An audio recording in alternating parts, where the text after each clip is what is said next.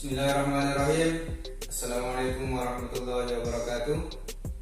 Alhamdulillah wa syukurillah, wassalatu wassalamu ala rasulillah wa ala alihi wa ashabihi wa sallam ajma'in, amma ba'd.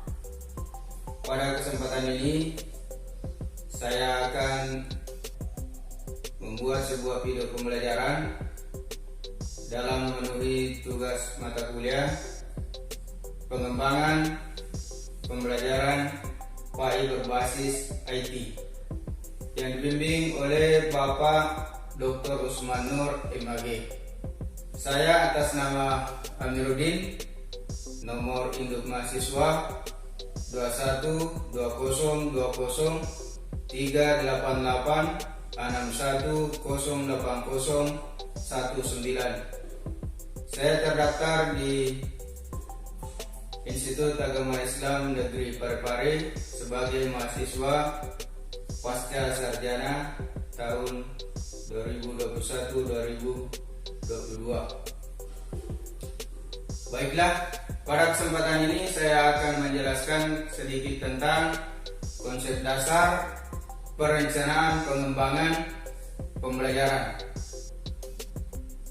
Pada kesempatan ini yang akan kita bahas dari konsep dasar dan perencanaan pengembangan pembelajaran ini, yang pertama adalah pengertian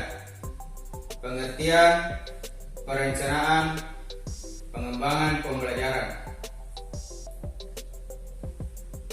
Pengertian perencanaan pengembangan pembelajaran adalah proses memilih, menetapkan, dan mengembangkan suatu pendekatan atau metode atau teknik pembelajaran, menawarkan bahan ajar, menyediakan pengalaman belajar yang bermakna bagi para peserta didik. Selanjutnya adalah pembelajaran merupakan rumusan tentang apa yang akan dilakukan oleh guru dan peserta didik dalam proses pembelajaran untuk mencapai tujuan atau kompetensi dasar yang telah ditentukan sebelum kegiatan belajar mengajar itu dilaksanakan. Kemudian poin kedua adalah tujuan perencanaan dan pengembangan pembelajaran. Tentunya tujuan yang akan kita capai dalam merencanakan dan mengembangkan sebuah pembelajaran adalah kita menjadikan sebagai sebuah pedoman atau acuan baik guru atau siswa dalam melaksanakan kegiatan atau proses belajar mengajar. Dengan adanya perencanaan ini, maka kita sangat mengharapkan bahwa pelaksanaan kegiatan pembelajaran dalam satu satuan pendidikan itu tidak dilaksanakan secara amburadul, tapi mempunyai sebuah tujuan yang sangat jelas, yang sangat kompeten sesuai dengan kompetensi dasar yang telah dirumuskan atau ditetapkan. Selanjutnya poin ketiga adalah ruang lingkup dari perencanaan pengembangan pembelajaran. Yang pertama adalah kondisi pembelajaran. Ini merupakan juga hal yang penting, bagaimana kita melihat kondisi pembelajaran yang ada, atau yang sedang kita hadapi, atau yang sedang terjadi dalam suatu proses pembelajaran. Selanjutnya ruang lingkup selanjutnya adalah metode pembelajaran. Setelah kita mempelajari kondisi pembelajaran yang ada, maka kita dapat menentukan sebuah metode pembelajaran yang akan kita pakai dalam melaksanakan proses atau kegiatan pembelajaran, sehingga pembelajaran dapat berjalan dengan baik sesuai dengan apa yang kita inginkan atau sesuai dengan tujuan yang telah kita tetapkan bersama. Yang selanjutnya, ruang lingkup perencanaan pengembangan pembelajaran adalah hasil pembelajaran. Dari kondisi pembelajaran, metode pembelajaran, maka selanjutnya kita melangkah ke hasil pembelajaran. Output yang akan kita dapatkan setelah melaksanakan berbagai penelitian tentang kondisi dan menetapkan berbagai metode pembelajaran yang kita laksanakan. Selanjutnya, poin keempat adalah prinsip perencanaan pengembangan pembelajaran. Yang pertama berpusat pada peserta didik. Yang kedua, mengembangkan kreativitas peserta didik. Yang ketiga, menciptakan kondisi yang menantang bagi peserta didik. Yang keempat, bermuatan nilai, etika, estetika, dan logika. Yang terakhir, menyediakan pusat pengalaman belajar yang beragam.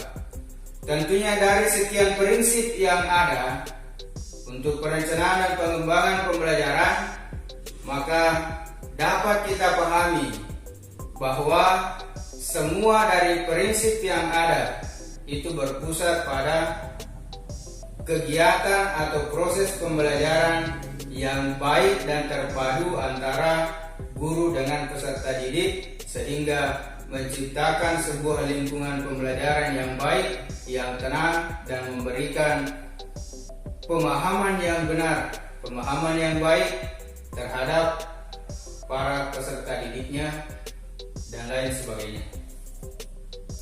Selanjutnya poin kelima adalah langkah-langkah pelaksanaan perencanaan pengembangan pembelajaran. Yang pertama, spesifikasi asumsi. Tentunya dari spesifikasi asumsi ini kita harus bangun dengan asumsi yang benar, asumsi yang baik. Kemudian kita melangkah kepada yang kedua, mengidentifikasi kompetensi. Kita identifikasi kompetensi apa yang mau kita capai dalam kegiatan dalam perencanaan pengembangan pembelajaran ini. Bukan menyusunnya begitu saja, tapi ada identifikasi terlebih dahulu mengenai kompetensi-kompetensi yang akan kita capai. Menggambarkan kompetensi secara spesifik. Menggambarkan kompetensi secara spesifik. Kemudian menentukan kriteria dan jenis asesmen atau penilaian yang akan kita lakukan dalam perencanaan pengembangan pembelajaran ini. Selanjutnya, mengelompokkan tujuan atau penyusunan tujuan pembelajaran. Yang selanjutnya mendesain strategi pembelajaran. Yang selanjutnya melaksanakan uji coba. Jadi setelah kita mendesain, kita menguji coba perencanaan kita, apakah sudah sesuai dengan asumsi yang kita bangun, sesuai dengan kompetensi yang telah kita identifikasi, sesuai dengan tujuan yang akan kita capai. Yang selanjutnya, setelah melaksanakan uji coba, kita melaksanakan penilaian dari perencanaan pengembangan pelajaran yang telah kita lakukan. Selanjutnya, setelah mengadakan penilaian, kita mengadakan perbaikan atau memperbaiki program. Tentunya dari penilaian kita mendapatkan beberapa hal yang perlu kita perbaiki, maka langkah selanjutnya yang kita lakukan adalah memperbaiki program atau memperbaiki perencanaan pengembangan pembelajaran yang akan kita lakukan.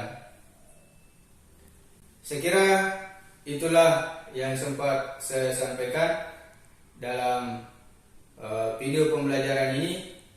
Saya yakin dan percaya banyak sekali kekurangan, kekeliruan yang ada, maka mohon kiranya dapat dimaklumi, mohon kiranya diberikan semacam kritikan-kritikan yang membangun untuk kami kembangkan dalam proses pengembangan diri kami, baik secara akademik maupun dalam kehidupan kami sehari-hari.